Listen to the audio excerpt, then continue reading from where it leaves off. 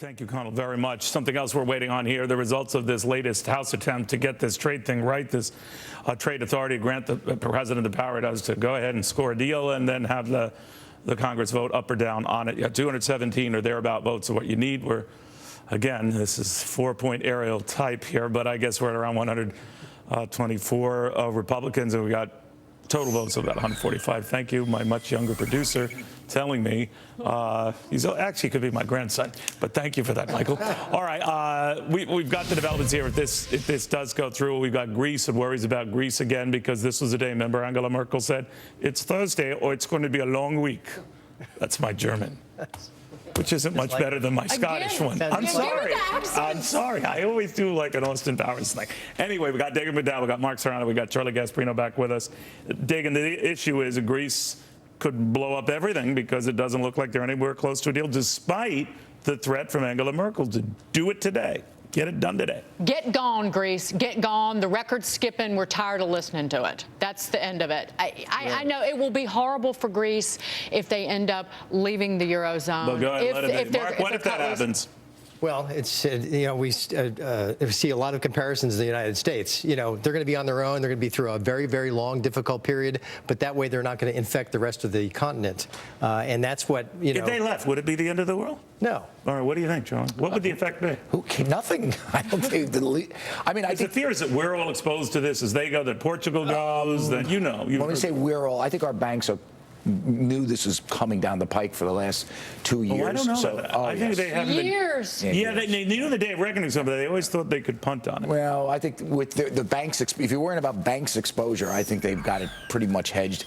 The market doesn't seem to care. I mean, usually, listen, you think it would care if it fell through, if Greece defaulted? I just don't think the market cares as much. Listen, I remember covering Lehman. One firm, Bear Stearns, one firm when they were blowing up in 2008. The market did care about Bear Stearns. I mean, it was. That was here, right? Yeah, but it was the exposure. The market, people knew the exposure. Any exposure elsewhere that we should worry about? I don't. And with Spain and Portugal, I think that if Greece goes, that they tighten up. They're bigger economies, but they tighten up because they don't want to get cut loose because they see what's. If it went back to each country, like whatever Greece had, the drachma, whatever, they all went back to that. You want the lira back, basically, is what you're. Pretty much. This is like a terminal patient that had a rebound. We were having the same conversation 2 years ago about Greece. So it's fully anticipated. I don't think any markets are going to be impacted. I think banking interests are expecting it. But he made the right point, though. Suppose the European Union broke up. That's when it all gets exposed. The Ponzi scheme gets exposed. Because guess what's happening here? I mean, Germany is essentially propping up all these countries, from Italy to Spain to Greece. They're the smallest midget in the room, but they're propping up all the larger midgets in the room. And once you pull that, then all bets are off. The president now commenting on the South Carolina shootings and the apprehension of the guy who did them. What do they think?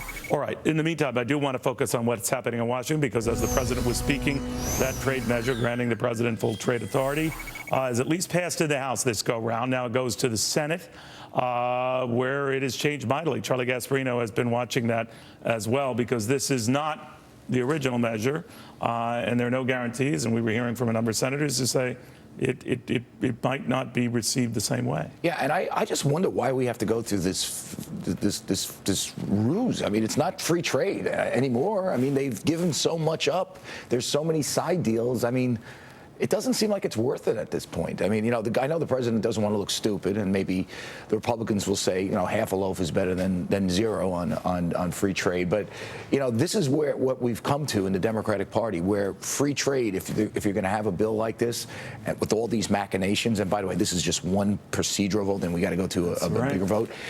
If you're going to do something like that, it's with bells, whistles, and with the Democratic Party base just holding its nose. And I think that's the most significant. We have Dagan joining us, Mark Serrano. Mark, one of the things that I worry about is that whatever your political views, it is much harder now to get any type of trade legislation through, mainly because a lot of people feel that these trade deals, particularly in the Democratic Party, have burnt them and their constituencies, and without special carve-outs or provisions for them, they're not going to go along.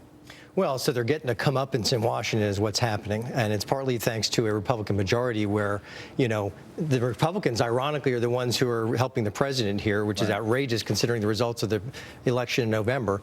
But you're right. What we may see now, you would still want this trade legislation, right? Or not the trade legislation that they put together. I don't even trust what's in this. Yeah, I mean, they've been We so hear that secret. from a lot of conservatives, Dagan, that they, because they've been burned on executive orders and the like in these closed-door meetings and all, maybe the health care bill did it and the became law, that they don't know what's in it. And that's what's scary. I think that they use that as a crutch, as an excuse, frankly, because they have to answer to their far-right constituents who basically want our borders closed. They don't want freer trade. They don't want a trade pact that is eventually put together with the Pacific. Most conservatives are for this. Right, but you're right. You have to answer to the far right, and then the Democrats have to answer to the unions, and the unions don't want this either. So there are reasons. I think that this is a crutch. I think that ultimately this could lead to, down the road, we talked about this, long time out, but greater growth for the United States, greater opportunities for U.S. business. As we're watching this, I do want to bring in here, we are up about 234 points on the down. Now, a lot of other catalysts for that, including this sudden perception that, you know,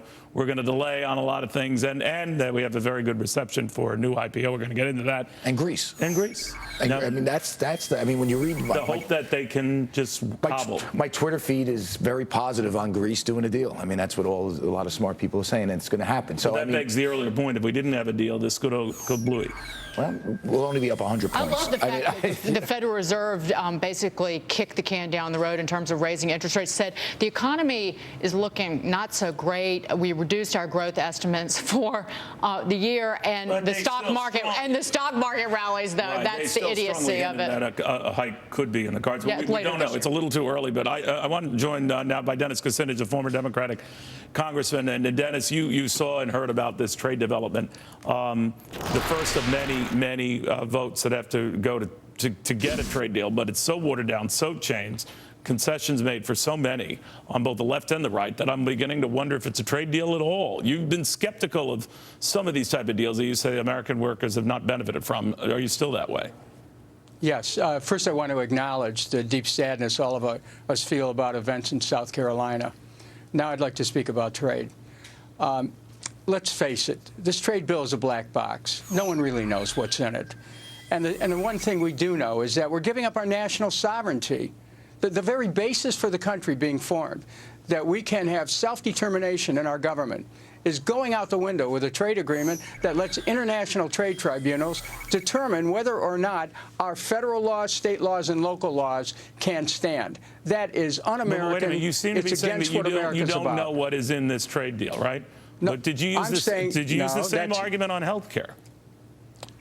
You know what? We found out later on that there were things that came up in health care that people didn't know about. That's true. Precisely. Neil. So don't you find it inconsistent when someone like Nancy Pelosi says, I have to read and understand what's in this, when back with the health care bill, apparently she did not? This is a dimensional question. The dimensions of the two are alike in this respect. It was important to read one, which became a landmark legislation, a big government overreach, and the other one here is the same, right? You want to know what the difference is? Here's the difference. We still have control over health care policy, no matter how bad it might be. But we will not have control over trade policy once this thing passes. That's weak, Dennis. Because essentially, you know that's it's not weak. Yes, it is. Are you kidding? Listen, we're losing our sovereignty.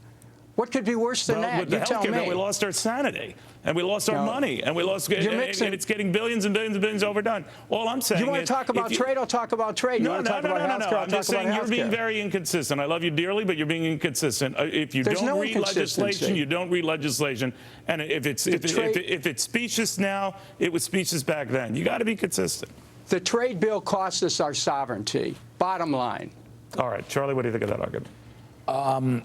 I'm in your camp. I think you should read everything before you vote on it. And it is kind of hypocritical for her to say, you know, I don't know what's in this thing, and I don't know what's in the other thing, but it's okay. By the way, you do give up sovereignty with the health care bill. I mean, you know, and you can reclaim sovereignty back with this. I mean, another Congress could come in and say, no, you're right. Game over. And the congressman is raising a very good point about what's in this and what you should know about it. And the same point you were raising about why, you know, conservatives are skeptical. We don't know what we're getting into here. Right, and let me tell you, let's figure out, how did we get here We got here because the administration and the Republican leadership decided to keep this secret. Remember in 1993, what was the criticism of Hillary Care? Secret. It was secrecy, right? We had the same problem in the Bush administration. Dennis got into this skepticism about deals that is supposedly great boons to the American worker, and now they feel the American worker hasn't benefited. They're saying, Do you trust think, us. let's say NAFTA comes to mind. Do you think American workers benefited from that? I think they did ultimately. Dagan, Absolutely. what do you think? Ultimately, they did, but people remember the communities who lost all the jobs to Mexico, where the furniture manufacturing And and that's textile. That's what is what's They burning remember with that, and I part. think this goes down to politics. I don't believe a lot of Republicans want to line up next to the president and help push through part of the president's It's agenda, also- even though we're Well, a majority of over a them in year the and a House half. did. And Neil, Right, here's but I the think that there's concern. There's about also, it's also hard to say, let's do this trade deal where down the road, right, it's going to give you all this economic benefit when you have 1.5% annual growth now. I mean, it's, we're doing it, people are going to take an initial hit. Remember, trade generally works in the long run. But when you have 1.5% economic growth and you're saying, nah, take a hit for a couple of years, people will look at you and shake their head. But you've taken the Senate constitutional role out of the process here. There's something wrong with this, and it's because they want to keep it Did secret. you feel the same way when it was a Democratic Senate? Absolutely. No, you didn't. I did. Look at me. Give me an example. Okay. All right. I have no idea. I thought when he said dimensional, I thought he said you're demented. He said you're demented. All right, when we come back. Dementia. Here's something, if Wall Street's feeling a case of dementia, it has a funny way of showing it. The Dow is up over 200 points down. NASDAQ at a 15-year high. It's a record, right, Charlie? It's an outright record? I think it's for the a record. NASDAQ. And Fitbit, I swear by this thing, because you know me, fitness. This thing is on fire, on fire.